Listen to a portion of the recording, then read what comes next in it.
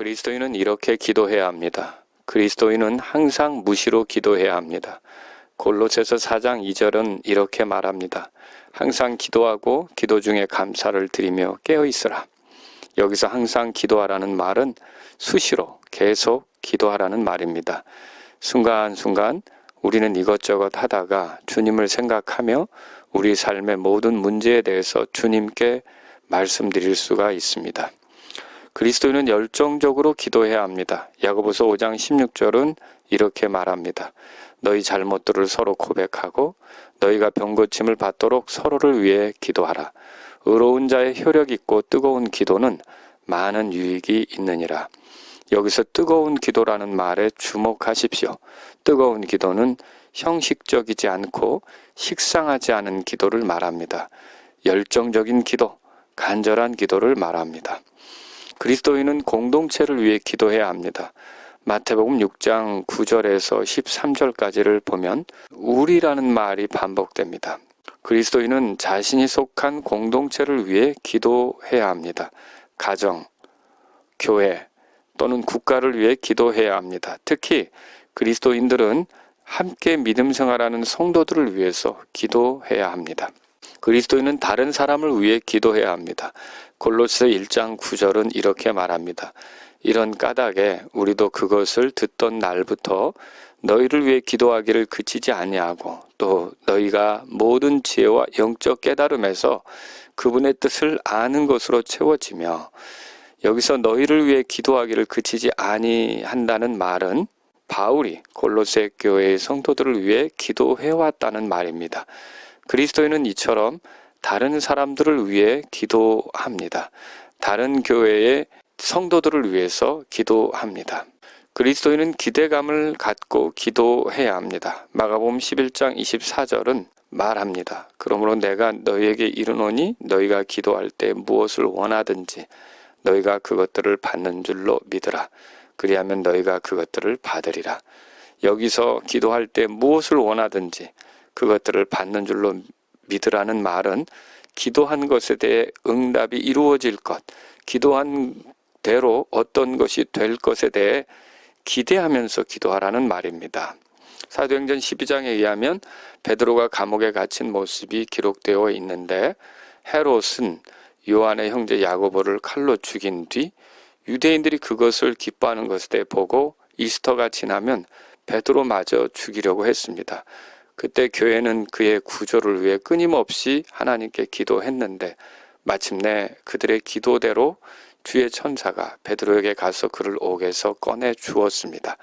감옥에서 나온 베드로는 정신을 차리고 주의 천사가 자신을 구해준 줄 알고 많은 사람들이 모여 기도하는 집으로 갔습니다.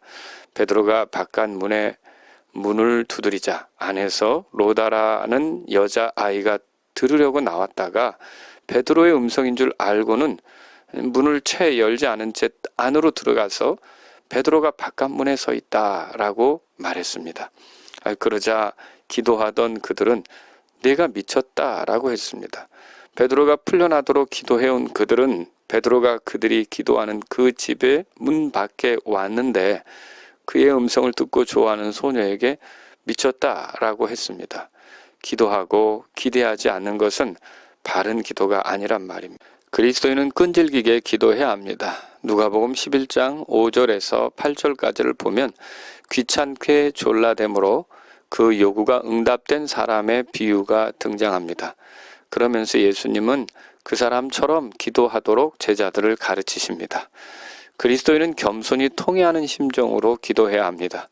누가복음 18장 13절 14절은 이렇게 말합니다. 세리는 멀리 서서 감히 눈을 들어 하늘을 우러러 보지도 못하고 다만 가슴을 치며 이르되 하나님이여 죄인인 내게 긍휼을 베푸소서 하니라. 내가 너에게 이르노니 저 사람이 아니라 오히려 이 사람이 의롭게 되어 자기 집으로 내려갔느니라. 자기를 높이는 자는 다 낮아지고 자기를 낮추는 자는 높아지리라 하시니라. 이 구절은 바리새인의 기도와 대조되는 세리의 기도를 보여줍니다. 세리는 감히 하늘을 우러러 보지 못하며 죄인인 내게 긍휼을 베풀어 달라고 기도했습니다. 반대로 바리새인의 기도를 보면 자기 자랑이 가득합니다. 겸손한 마음으로 자기를 낮추며 은혜를 구하는 심정으로 기도하는 것이 모든 기도자들에게 필요합니다.